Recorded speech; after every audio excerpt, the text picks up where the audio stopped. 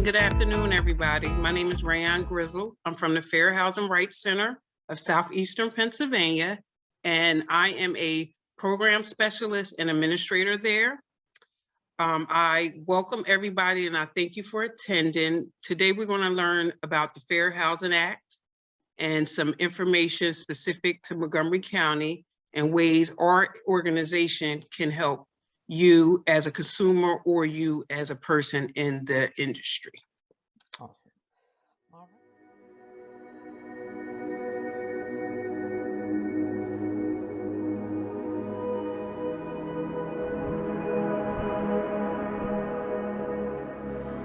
Few in the nation believe that fair housing would in our time become the unchallenged law of this land. And indeed, this bill has had a long and stormy trip.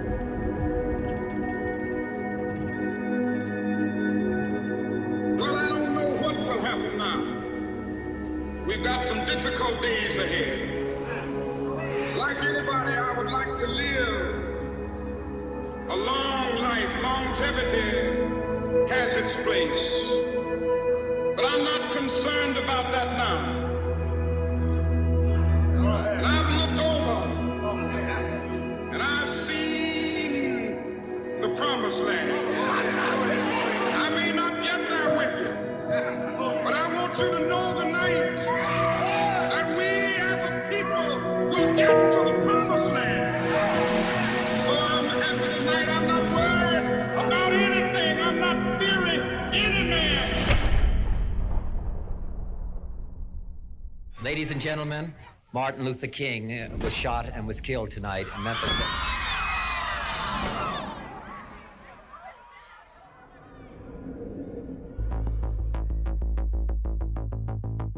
The death of the prophet of nonviolence set off the worst outbreak of arson, looting, and criminal activity in the nation's history. Washington's ghettos burned within a few blocks of the nation's capital. The life of a man who symbolized the freedom and faith of America has been taken. And no words of mine can fill the void of the eloquent voice that has been stilled. But this I do believe deeply. The dream of Dr. Martin Luther King Jr. has not died with him. President Johnson was willing to speak up and say, we have to pass a fair housing bill. Hello, Mr. President? Yes, Dick. We're in trouble. We need some help. Yes? I'm afraid of that. Federal troops, for the first time since the Civil War, took up positions to guard government buildings. Nothing's probably touchier than your own neighborhood and your own home or your own apartment. The administration, which supported the bill, said this has no chance. The other stuff is okay, but this will kill any politician that touches it. Well, I just could not live beside them. I don't feel that they should be oppressed, but I moved here because it was a white community. I have 2 daughters and 2 sons, and if there's too many colored people around here, I definitely will get out. I think that, well, the property values will immediately go down if they're allowed to move in here in any number.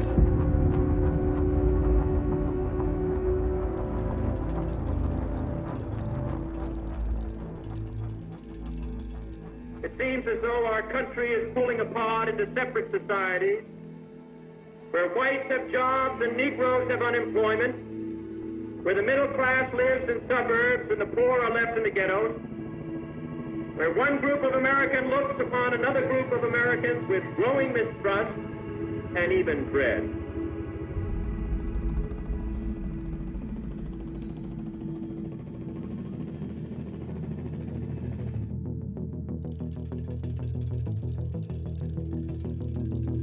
Then the bill went over into the House Rules Committee, and under the chairmanship of the famous Judge Smith, a right-wing segregationist from Virginia, he wouldn't hold hearings on it. He would take the bill home so nobody could act on it, and we were running out of time. Thousands flowed through the rainy streets of Memphis this day, finishing a march that Dr. King planned to lead in support of striking garbage workers. how many men must die before we can really have a free and true and peaceful society.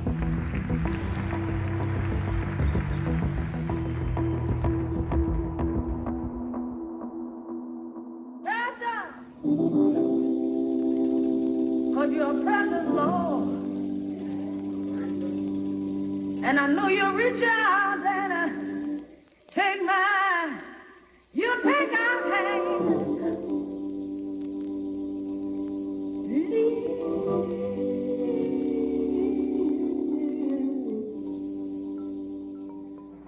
The death of Martin Luther King is a tragic thing, but no legislation should be passed as a memorial to anyone. In spite of the riots, I am going to support this legislation with all the vigor that I possess. The laws that we pass up here are for all time. The Martin Luther Kings come and go. The public reaction to this horror gave the sensible members of the committee a compelling argument that the House Rules Committee had to report that bill out. And I think that's how we got our bill. They just didn't dare bottle it up any longer. And I have a dream that one day Negroes will be able to buy a house anywhere that their money will carry them. At long last this afternoon, fair housing for all is now a part of the American way of life. Democracy's work is being done, and the bell of freedom rings out a little louder. We have come some of the way, not near all of it. The fight still goes on because we unfortunately have the laws, but we don't have the enforcement. That we have changed, but we still have the same kinds of discrimination. The U.S. Commission on Civil Rights said today that efforts by federal agencies to end housing discrimination have been generally superficial or incomplete.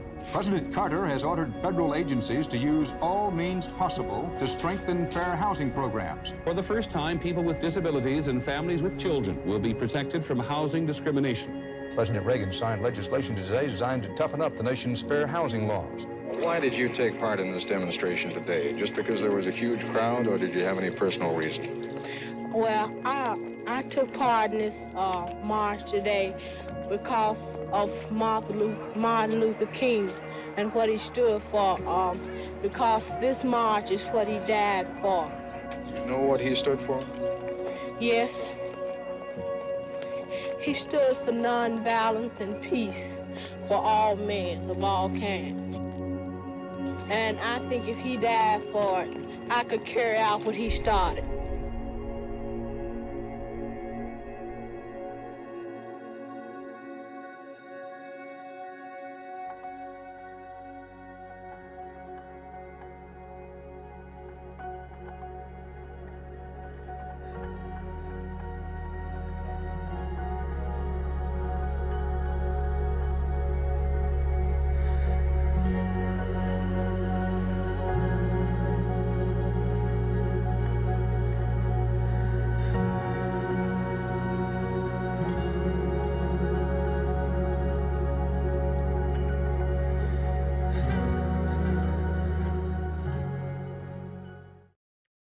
Once again, my name is Rayon Grizzle. I'm from the Fair Housing Rights Center of Southeastern Pennsylvania, and it's May 10th, 2022.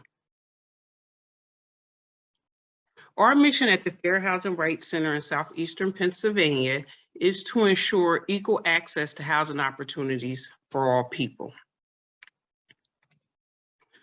We are in 14 counties in the state of Pennsylvania. This is a map of our service area. When you have some time, you can read through and see if you need help in some of these areas we have here. Our services include information and referral services, community engagement services, compliance training, tenants with disabilities, housing laws, and health and housing, how they intersect.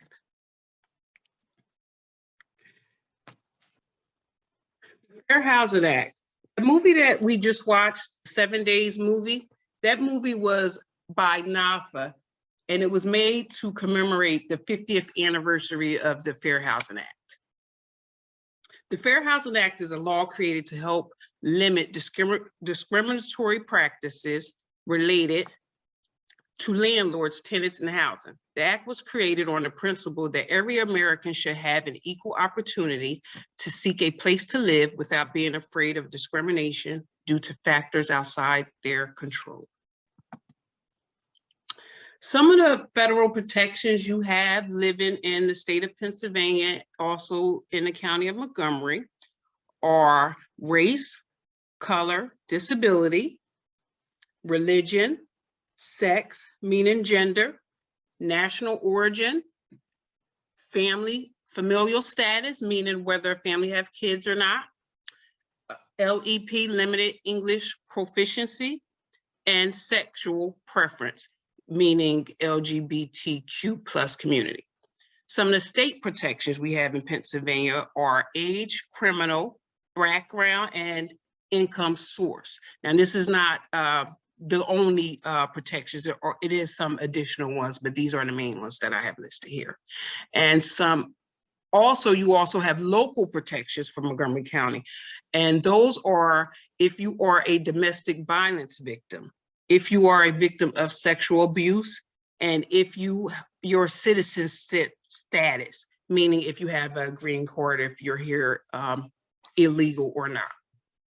Those are some of your local protections here in Pennsylvania and the county of Montgomery. Also, in addition, besides, if you have a problem with housing and you need to call us, besides us, there are some other agencies here in Montgomery County that can help you solve a housing related issue. And those are listed here. They're Legal Aid of Southeastern Pennsylvania. It's your Pennsylvania Attorney General's office. I have the number provided here. And it's also Pennsylvania Human Relations Commission, Harrisburg, if you're in the Montgomery County area, and they do have a chapter in Philadelphia if you're in the Philadelphia area. Okay, all right. So if you want to call us regarding a housing related issue, then you can reach us here. This is our contact information. Of course, we can provide a copy of the presentation at the end, or I can put it in the chat for you to contact us. But we have a hotline where consumers can call and get housing advice. And if it is a housing discrimination issue, then we handle it. And if it's a landlord-tenant issue, then we refer it to a local agency that deals specifically with landlord-tenant issues. If a consumer, regular individual, has a housing issue, they can call our hotline. Once they call our hotline, we perform an intake. After we perform an intake on there, then it's actually forwarded to another department that actually reviews it for discrimination's merits, seeing if it's an actual discrimination complaint. If it's a discrimination complaint, we do an investigative process, which may or may not include testing, and that's all done here in-house. We have to verify information. We have to reach out to the respondents, the people that's making the complaint. We have to complete the investigative process before we can determine whether or not it's a fair housing issue. We are funded by HUD. And because of that, we have certain provisions. Like I said, we do compliance training. If you are not a consumer and you are a person that's working in the industry, whether that is insurance, or you're a real estate professional, if you are renting or managing properties, even if you are cleaning properties, all of these transactions are covered under the Fair Housing Act and are subject to the provisions of the Fair Housing Act. We provide compliance training to organizations to make sure that they are up to date with the new housing laws and the new HUD guidance. Also, if it's an individual with a housing related issue, they can call our hotline, they'll perform an intake, we'll do an investigative process, we'll determine whether or not they have been harmed and whether or not we can make a complaint against the alleged person or business entity based under the provisions of the Fair Housing Act. But we have a question in the chat from Judy Memberg, and she's asking provisions of the criminal background under the Fair Housing Act. Now, I'm not an attorney, so I can't get specific, but I'm going to say that under the Fair Housing Act, the criminal background provision is that you cannot just apply a blanket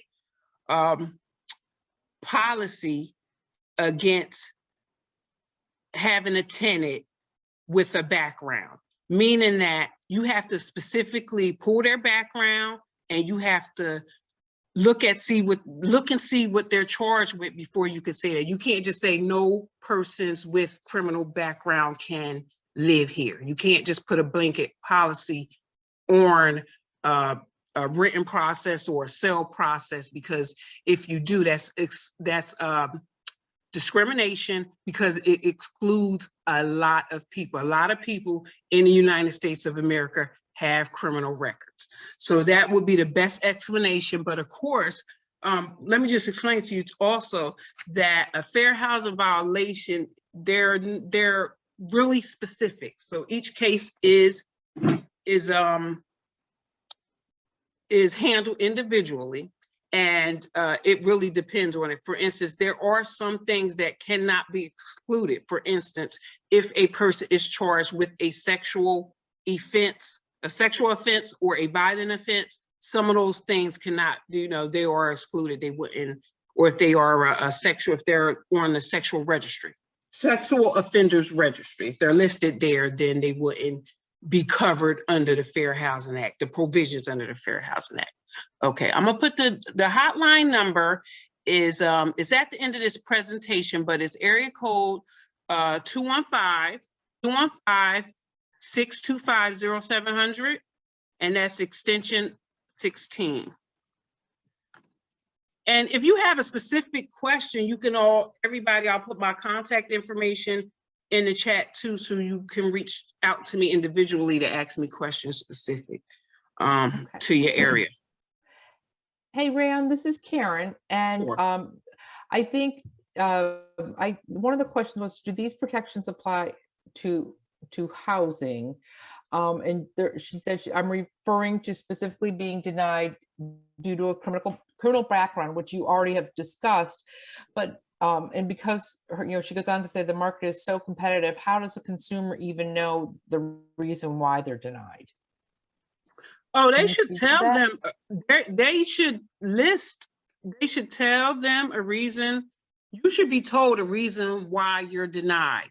And if you're not told a reason why you're denied, that could be something to look into. So one of the things, like I said, we'll have an investigative process. If you specifically feel that you were discriminated against for some reason, you would call, you would discuss it with us, and we'll investigate the issue. If you were denied, they should tell you why you were denied, and then you should be able to research whether that was valid or not. And I think, and you've answered this, but I think it also bears sort of saying again, if you think that you've been discriminated against, but you don't have any proof, can you still make a claim? Well, yes, you can make a complaint. You can say, I think I am looking into this, and this is why, but an investigative process will be done. It's not just you feel you are and that's it. And we say, yeah, no, it's not done like that. We have to investigate the process, which can include testing too. Meaning that if one person has a complaint, but we didn't have a complaint by other people, we would perform testing to create a similar situation to see if the same outcome would happen. See, the thing is, we don't we use the word discrimination, but what we're actually looking for is differences in treatment.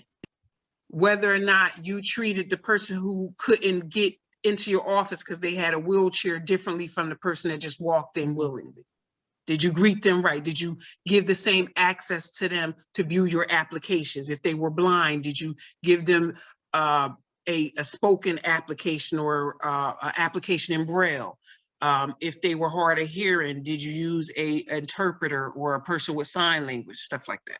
I don't have any question, Karen, but I do want to just provide like a little bit of information to anyone else that's here in terms of you know, the process of testing, because so I used to live in New York and I used to work with the Fair Housing Justice Center in New York, and I obviously now, as you can see from my background, I work for Habitat, so I'm not speaking as necessarily a Habitat employee, but from my prior experience knowing the Fair Housing Justice laws, testing does work. So if you feel even in like, was that right?